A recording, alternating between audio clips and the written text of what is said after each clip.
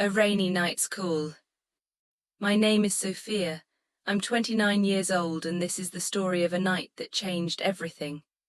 It was a cold, rainy evening in Seattle, the kind of rain that soaks through your clothes and chills your bones. I didn't care, though. My coat was drenched, my dark hair plastered to my face, and my boots squelched with every step. The city lights blurred through the downpour, reflecting off puddles like scattered stars. I walked alone, my heart heavier than the rain. I was grieving, not for a person who had died, but for a love that had.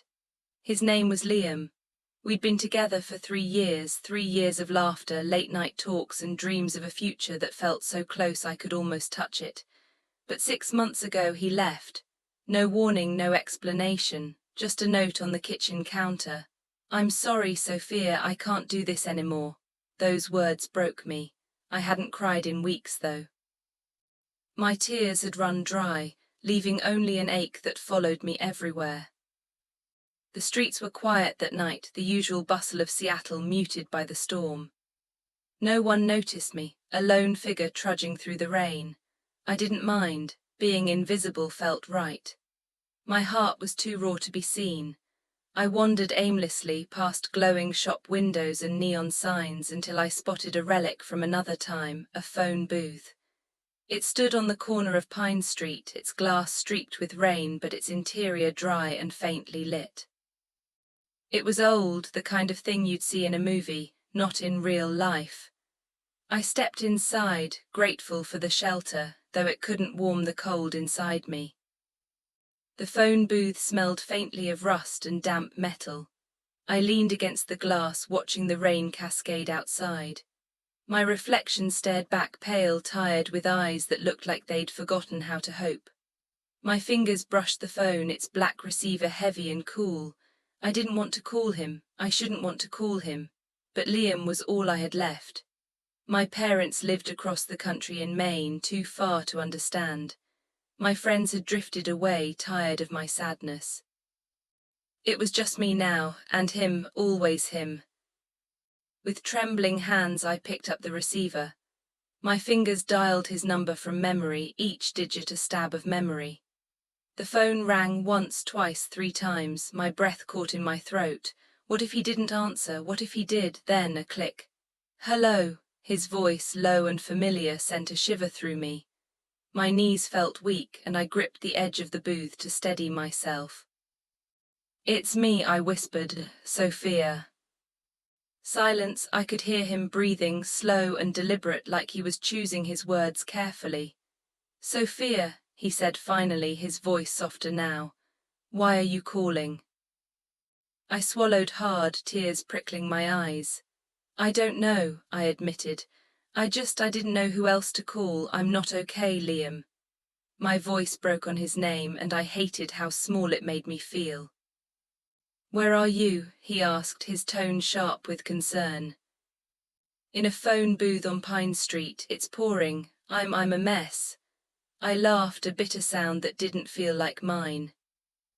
"Stay there," he said. "Don't move, I'm coming." The line went dead. I hung up the phone, my hand lingering on the receiver. Did I believe him? Could I trust him to show up after he'd walked away so easily before? I didn't know, but I stayed. The rain pounded against the glass, relentless, mirroring the storm in my chest. I slid down to the floor of the booth, pulling my knees to my chest. My coat was soaked, my fingers numb, but I waited. For what, I wasn't sure. Minutes passed, 10, maybe 20. The city moved on around me. Cars splashed through puddles, their headlights cutting through the dark.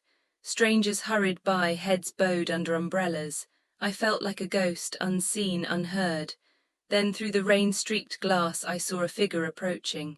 He walked fast, his dark jacket slick with water, his head turning as if searching.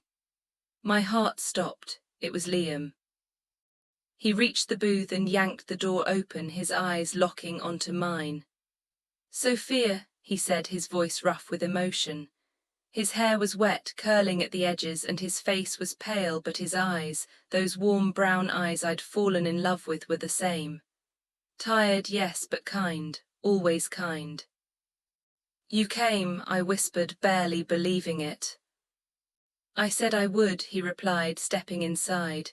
The booth felt smaller with him there, his presence overwhelming. You're freezing. He reached out, hesitating before touching my arm. Come on, let's get you somewhere warm.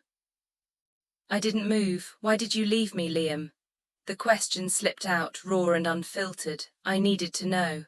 I'd been carrying it for months, a wound that wouldn't heal. He looked down, water dripping from his hair onto the floor. Can we talk somewhere else, somewhere dry? No, I said, my voice firmer now. I need to know now. He sighed, running a hand through his wet hair. Okay, let's go to the cafe across the street. It's warm, quiet, we can talk there. I nodded, reluctant but too cold to argue. We crossed the street, the rain still falling in sheets. The cafe was a small, cozy place called The Hearth, with soft jazz playing and the smell of coffee in the air. We settled into a booth near the window, the warmth seeping into my skin but not my heart. Liam ordered 2 coffees, his hands fidgeting as he waited for the barista. When the cups arrived, steaming and fragrant, he finally spoke. I didn't leave because I stopped loving you, he said, staring into his coffee. I left because I was drowning. Drowning, I echoed, confused. You never told me anything was wrong. I know, his voice was heavy with regret. I should have, but I didn't know how. My mom, she was sick, cancer. It came on fast and I had to go back to Portland to take care of her. I didn't want to drag you into that pain. I thought if I let you go, you'd find someone better, someone who could give you the life you deserve. Tears strung my eyes. You thought leaving me without a word was better. Liam, I waited for you. Every day I checked my phone, the mailbox, the door. I thought I did something wrong. He winced, his hands tightening around his cup. You didn't, it was me. I was a coward. I thought I was protecting you, but I hurt you instead. I hurt us. The silence between us was heavy, filled only by the soft clink of dishes and the hum of the music. I looked at him, really looked at him for the first time in months. He was thinner, his face etched with lines that hadn't been there before. He'd been hurting too. I wrote you something, he said suddenly, reaching into his jacket. He pulled out a small folded piece of paper, its edges worn from time. I never sent it. I carried it with me, though, every day. I took the letter, my hands trembling. The paper was soft, almost fragile, like it held too many emotions to stay whole. I didn't open it, not yet. What does it say? I asked. He hesitated. It says I'm sorry. It says I love you. It says I was scared of losing my mom, of losing you, of not being enough. I wrote it the night I left, but I couldn't send it. I didn't think I deserved to. I clutched the letter, my heart aching. You broke me, Liam, I said, my voice barely above a whisper, but I never stopped loving you. His eyes glistened, and he reached across the table, his hand hovering near mine. I never stopped either, he said. I know I don't deserve a second chance, but I'm here. I'll wait as long as it takes. For the first time that night, I felt a flicker of warmth, not from the coffee or the cafe, but from something deeper. Hope, maybe, or forgiveness, I wasn't sure. But when he reached for my hand, I didn't pull away. His touch was gentle, familiar, like coming home after a long journey. We sat there for hours, talking, crying, remembering. He told me about his mother's illness, how she'd fought until the end. I told him about the nights I'd spent alone, the days I'd forced myself to keep going. It wasn't easy. The pain was still there, sharp and real, but so was the love. When we left the cafe, the rain had stopped. The city felt different now, cleaner, like the storm had washed away some of the hurt. We walked side by side, not touching but close enough to feel each other's presence. I still held the letter unopened in my pocket. That night, back in my small apartment, I sat on my couch, the letter in my hands. I was scared to read it, scared of what it might stir up. But I was also tired of being afraid. So I unfolded it, my breath catching as I read his words.